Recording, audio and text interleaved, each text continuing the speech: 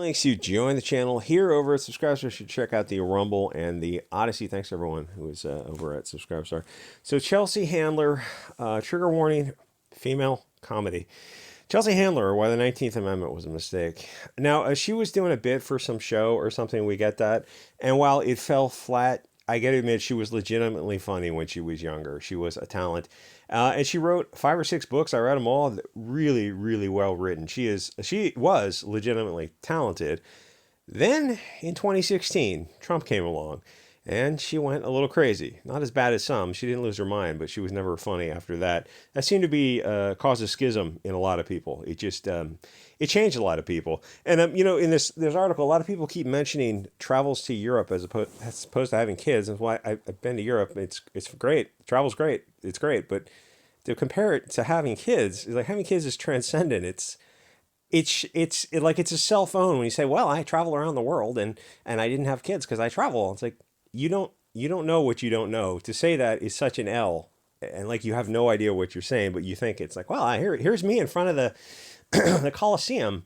Here's a photograph of me. Yeah, okay, and then there's a photograph of everyone else with their kids on a camping trip. And like, I can tell you the kids on the camping trip is a much better experience. So she wasn't the only one who got a little damaged from the rise of Dark Emperor Trump. It happened to a lot of comedians. There was just something about Trump that rubbed them the wrong way. But to us, it wasn't a big deal. Trump joked around, but he wasn't that right wing. He was just a middle of the road guy. He had a sense of unpolitically correct humor. Most people understood that.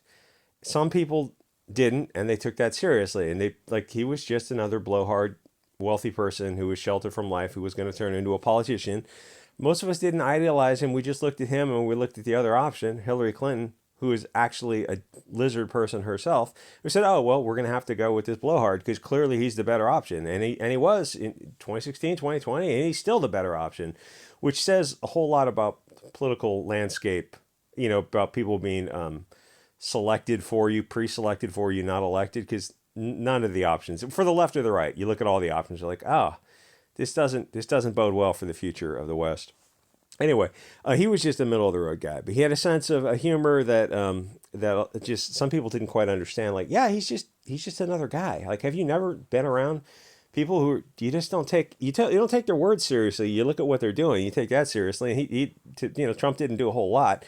Where's that wall, Trump? At least Ann Coulter was holding his feet to the fire. Credit to her for that.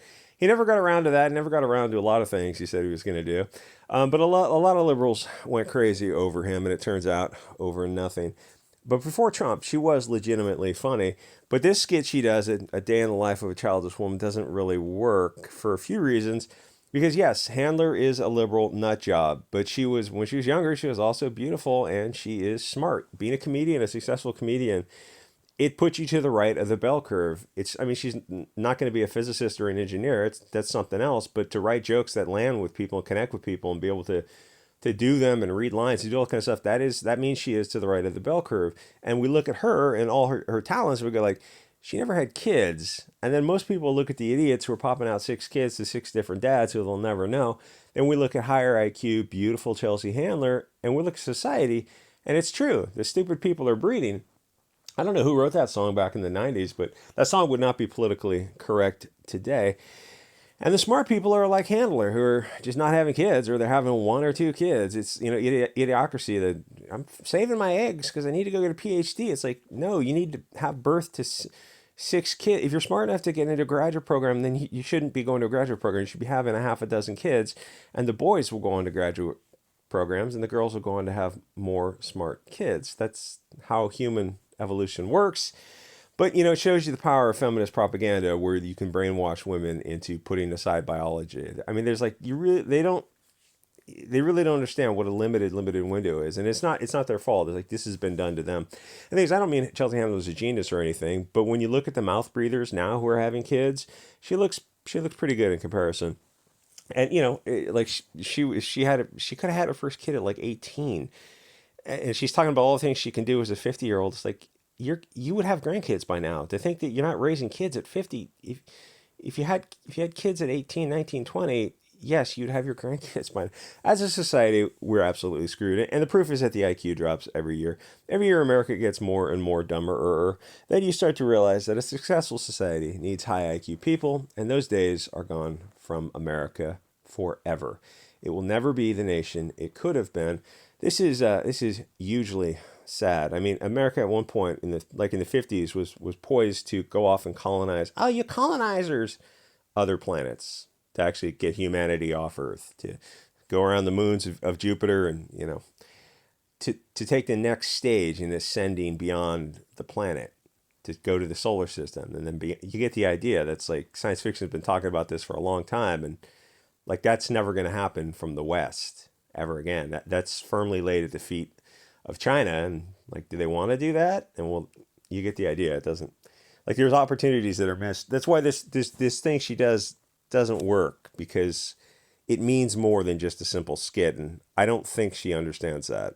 So Chelsea's doing this bit about her not having kids, and she wakes up and she eats edibles and she pulls out an adult pleasure device and enjoys herself. And I mean, it's just nonsense. It's just like cat lady humor, and it's taken a bit more seriously because this isn't the America of 1955, where the average American was smart, fit, trim, and ready to conquer the world. I mean, the raw material was there, unless you're some perpetual cynic. America had potential in 1955 that is gone forever. But if in 55 a few smart women didn't want to have kids, it wouldn't matter. But we look around at the current America and compare that to the earlier America, and you realize why this joke fell flat. It's not just her or even women in general. It's the whole broken, sick society. And it's easy to blame women, but that's also unfair. You have to step back and look at the big picture to see what happened. It happened to men too, so don't get, I know this is a male audience, but it's the image of the wolf looking at the guy looking at the wolf transformation to a dog, and then the wolf looking at the transformation of early rough and tough man with a spear and a hand axe to the current iteration of the soy boy. It's like, yeah, same thing happened to you. Same thing happened to men, women, to everything. So we got very, very fat and stupid on that high fructose soy slop and the bread. And I got to watch the Super Bowls. Nah, you really don't need to watch not only sports ever again, but TV ever again. So, or at least you don't need to pay for it, because all this stuff is like idiocracy, but it's actually happening. It's not so funny when it actually happens. In fact, it's a little bit of a black pill, but there are white pills on the horizon. But the funny thing is, you can go on YouTube and watch old videos of what cities used to be like, from San Francisco, Paris, Chicago, even other cities. They were like cities in a dream compared, and the names of those cities. It's like Detroit's the Paris of the West, or it's the City of Lights. And you look at Detroit from like the 1930s, like, huh. Okay, so and then you compare them to the current hellholes, and I wonder when YouTube is just going to go through and delete those old videos so people don't know that it wasn't always like this. That's kind of the Bolshevik, the 1984, the eternal present, where everything gets a little bit worse, and then that just becomes the new normal. I know this video seems like a black pill, but that's why her sketch comedy bit didn't work at all, because it's pulling a thread that's connected to all these other spider webs. And like I always say, it's like, you're not going to save the whole country, but you could take a little bit of it, a couple states, and make those. Anyway, it's not just one selfish woman who's eating edibles and has toys. It's millions of higher than average IQ but high trust women who have been brainwashed by the cultural Marxist ladies magazines and other media and universities that they need to travel around, sleep around, and drink. So they never pair bond. They never have families young. So, I mean, really, like, the way out of this is to separate de facto as well as de jure, and have arranged marriages, and an intranet, not an intranet, not an internet, just like North Korea. Yeah, I mean, not everything is wrong just because North Korea is doing it. So their kids know their grandparents and their great grandparents. I knew my great grandparents because they were having kids younger, and they had 14 kids. But the thing is, when you're doing this stuff where the women were brainwashed by all this kind of stuff to have these certain expectations, and then you look at them, you look at the totality of circumstances, and it's not like a question of being mean or being nice. It's just, you have to look at things realistically. It's like all these expectations are lies, and they're giving you these expectations to lower birth rates of women who resonate on the frequencies through which this propaganda is propagated. It only resonates with a certain people who have the right antenna, and to lower their birth rates preferentially and not the general population. And if you look at the numbers over the years, you have seen, very carefully saying this, you have seen how that has come to pass. And it's like, this is all objectively true. Like, that means there's hard facts, objective evidence to back all this stuff up. They go, oh, it's just conspiracy theories. But there's objective evidence. Like, this is objectively true. The statements are in accord with reality. They are true statements. They're not conspiracy theories when they're actually coming to pass. Anyway, so you read the comment section of this thing about the family-focused people who are trying to explain why this is so sad, and the single childless people who talk about how much they hate their parents and they're not going to have kids themselves because they're so miserable. So instead of working on themselves and fixing up the next generation, they just give up. And then it never looked beyond their anger at their parents to trying to understand that it's a sick society that is responsible for most of this corruption. Most of them blame capitalism, which is fine, fair enough, but then they think open borders and taxpayer-funded everything will work with a shrinking tax base. They never seem to do the math on that. They think socialism is somehow magical, that all these divergent groups with interests adverse to each other are suddenly going to come together, hold hands, kumbaya, and all work together on one common goal. It's like, well, that hasn't been the history of not only humanity of the past 10 million years since leaving the trees, but life in the past, half billion years since the Cambrian. None of that makes sense. It's like, well, it'll work differently this time. Like, no, it won't. That's just childlike thinking. You've been brainwashed to believe that. It's like, look at the empirical evidence. Now look at your theories. Now go back to the empirical evidence, because that's what's going to happen.